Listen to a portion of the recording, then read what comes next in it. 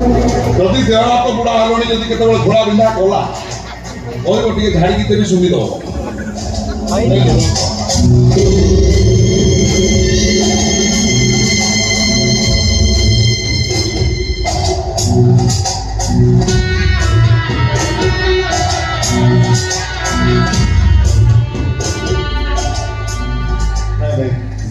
କୋଭଳି ଅମଣିଷକୁ ବୁଝେଇବାଟା ବନ୍ଧୁକୁ ଭାଗବତ ଶୁଣିବା ସେଇଆ ବରଂ ଭଲ ହବ ମୋରଠୁ ଚାଲିଯିବା ଦରକାର।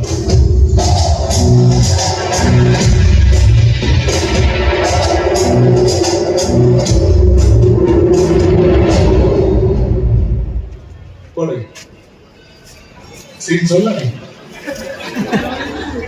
ଦର୍ଶକ ବହିଛନ୍ତି ନାଟ ହଉଛି ପେଣ୍ଡାଲ ଛାଡ଼ି ପଳଉଛନ୍ତି ପିଲାମାନେ ଏକୁଟିଆ ଠିଆ ହେଇ କଥା ବାଳ ହବ ହେଲେ ଯୋଉ ବେଲ୍ଟରେ ମତେ ପିଟିଥିଲ ମୁଁ ମନା ନ କରିବା ଯାଏ ସେଇ ବେଲ୍ଟରେ ମୋ ବାପାଙ୍କୁ ପିଟ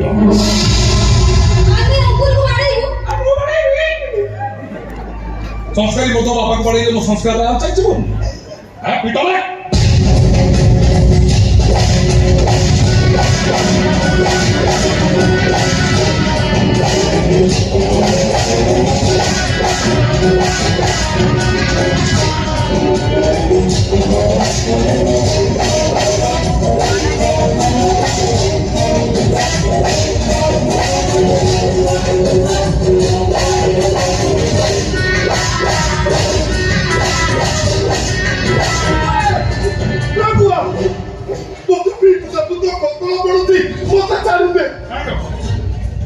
ତମକୁ ଛାଡ଼ିଦେଲେ ମୁଁ ବୁଡ଼ିଯିବି।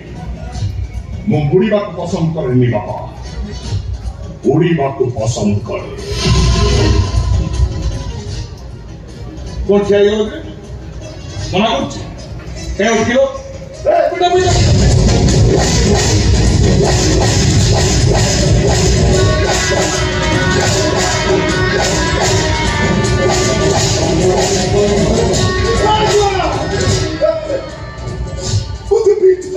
ମତେ ଭାରି କଷ୍ଟ ହଉଛି। ଆରେ କାହିଁକି ମତେ ପିଟୁଛୁ? କଣ ଚାହୁଁଛୁ ତୁ?